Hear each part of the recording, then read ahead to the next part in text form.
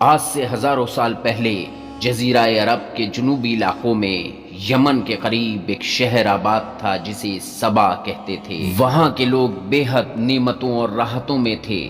ہر طرف لہلہاتی ہوئی فصلیں اور پھلوں سے لدے درخت موجود تھے، مگر یہ قوم شرک میں مبتلا تھی اور سورج کی پوجا کیا کرتی تھی۔ جب وہاں کے بادشاہ شرجیل بن ملک کی موت ہو گئی تو اس کی بیٹی بلقیس نے باغ ڈور سنبھالی۔ بعض مورخین نے لکھا ہے کہ بلقیس کے والدین میں سے ایک جنات میں سے تھے، مگر اس کا کوئی مضبوط دلیل نہیں ملتی۔ ملکہ بلقیس ایک بے حد قابل عورت تھی اور اس نے یمن پر 9 سال بے حد کامیاب حکومت کی۔ دنیا کے بیشتر علاقوں میں جو تجارت ہوتی تھی وہ سبائیوں کے ہاتھ میں تھی، اور یہی وجہ تھی کہ یہ قوم نہایت دولت مند تھی۔ یہ وہ زمانہ تھا جب مشرق سے مغرب تک ایک عظیم الشان بادشاہ مہت کی طاقت اور حکومت کا ڈنکا بج رہا تھا، جسے تاریخ میں سلیمان ابن داؤد کے نام سے جانا جاتا ہے۔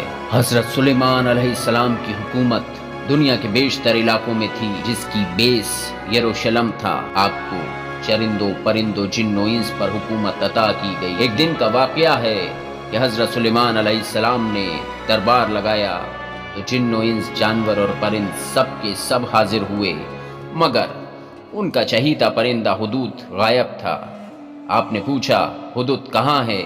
جب وہ نظر نہیں آیا تو سلیمان علیہ السلام نے فرمایا اگر وہ اپنی غیر حاضری کی معقول وجہ پیش نہیں کر پایا تو اسے ذبح کر دیا جائے گا۔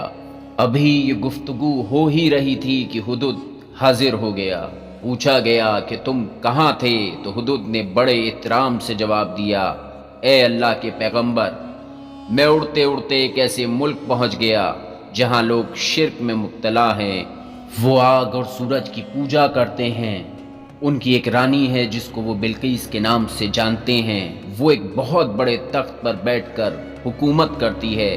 اس کے تخت میں قیمتی ہیرے جواہرات لال اور ہرے زمرد جڑے ہوئے ہیں اور اس کے پاس تمام شاہی سامان موجود ہے۔ حضرت سلیمان علیہ السلام نے فرمایا اگر تمہاری بات سچ ہے تو میرا خط اس ملکہ تک پہنچاؤ تاکہ وہ شرک سے باز آ جائے، اور خط پہنچانے کے بعد وہاں بیٹھ کر دیکھو کہ اس کا کیا رد عمل ہے، پھر آ کے مجھے خبر دینا۔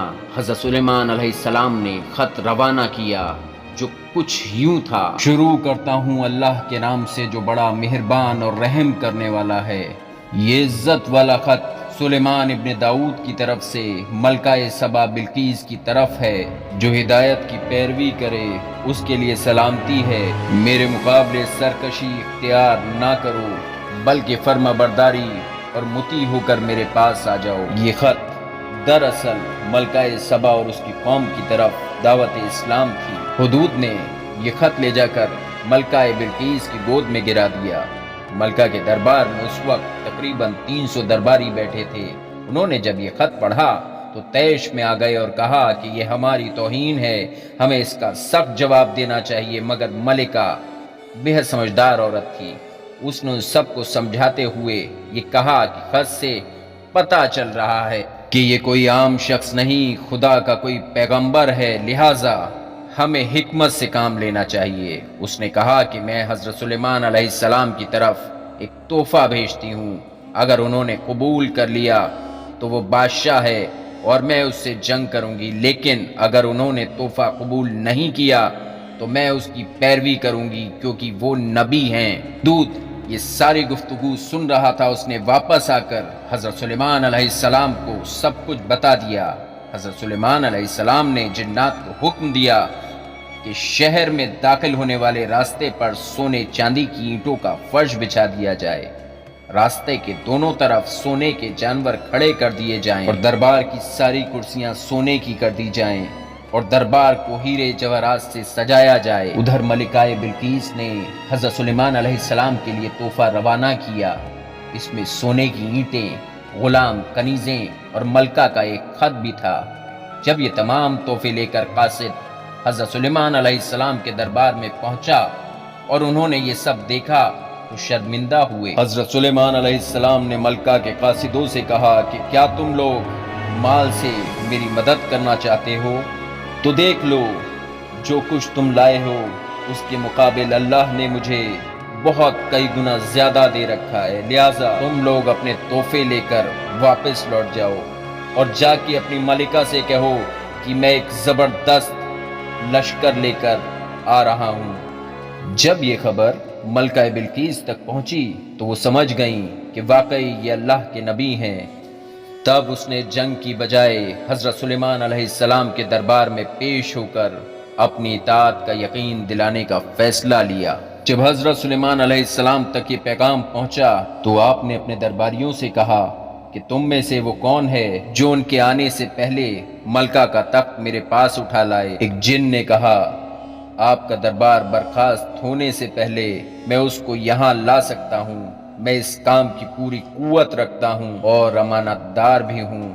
پھر ایک شخص جس کے پاس کتاب کا علم تھا اس نے کہا، میں یہ تخت آپ کی پلک جھپکنے کے قبل ہی لے آؤں گا۔ جب حضرت سلیمان علیہ السلام نے اس تخت کو اپنے پاس رکھے دیکھا تو پکار اٹھے، یہ میرے پروردگار کا فضل و کرم ہے تاکہ وہ مجھے آزمائے کہ میں شکر کرتا ہوں یا ناشکری، اور جو شکر ادا کرتا ہے اس کا شکر بھی اس کے اپنے لیے مفید ہے، اور اگر کوئی ناشکری کرے تو میرا اللہ بے نیاز ہے اور وہ اپنی ذات میں بزرگ و برتر ہے۔ مفسرین کے مطابق وہ شخص جس نے یہ کہا کہ میں آپ کی آنکھ جھپکتے ہی تخت لے آؤں گا، وہ حضرت سلیمان علیہ السلام کا کوئی دوست تھا جس کا نام آصف تھا، اور بعض نے لکھا ہے کہ وہ آپ کے خالہ زاد بھائی تھے۔ کہا جاتا ہے کہ اس تخت کی لمبائی 80 ہاتھ، عرض 40 ہاتھ اور اونچائی 30 ہاتھ تھی۔ اس تخت میں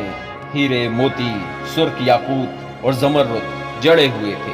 حضرت سلیمان علیہ السلام نے اس تخت میں رد و بدل کی اور اسے پہلے سے بھی بہتر بنا دیا۔ جب ملکہ بلقیس حضرت سلیمان علیہ السلام کے دربار میں حاضر ہوئیں تو آپ نے پوچھا، کیا تمہارا تخت بھی ایسا ہی ہے؟ تو اس نے کہا، یہ تو ہو بہو میرے تخت جیسا ہے۔ بلقیس کے آنے سے پہلے حضرت سلیمان علیہ السلام نے ایک ایسی عمارت بنانے کا حکم دیا جس کا فرش شیشے کا تھا اور نیچے کا پانی جاری تھا، جس میں مچھلیاں بھی تیر رہی تھیں اور سمندر کے باقی جانور بھی نظر آتے تھے۔ حضرت سلیمان علیہ السلام اس شاہی عمارت میں اپنے تخت پر جلوہ افروز تھے۔ شیشے کے نیچے پانی اپنے پورے آب و تاب سے بہہ رہا تھا، جبکہ اس کے اوپر شیشہ نظر نہیں آتا تھا۔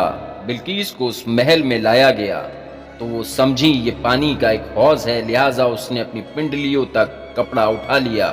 حضرت سلیمان علیہ السلام نے کہا، یہ تو شیشے کا فرش ہے۔ تب وہ شرمندہ ہوئی اور بول اٹھی، اے میرے پروردگار، میں سورج کی پوجا کر کے اپنے آپ پر ظلم کرتی رہی، اور اب میں نے سلیمان کے ساتھ اللہ رب العزت کی اطاعت قبول کر لی ہے۔ لہٰذا بلقیس پہ یہ ظاہر ہو گیا جیسے وہ شیشے کے فرش کو پانی کا گہرا حوض سمجھ بیٹھی، اسی طرح وہ اور اس کی قوم سورج اور اس کی چمک کو معبود سمجھ بیٹھے تھے۔ اسے اپنی غلطی پہ بے حد شرمندگی ہوئی۔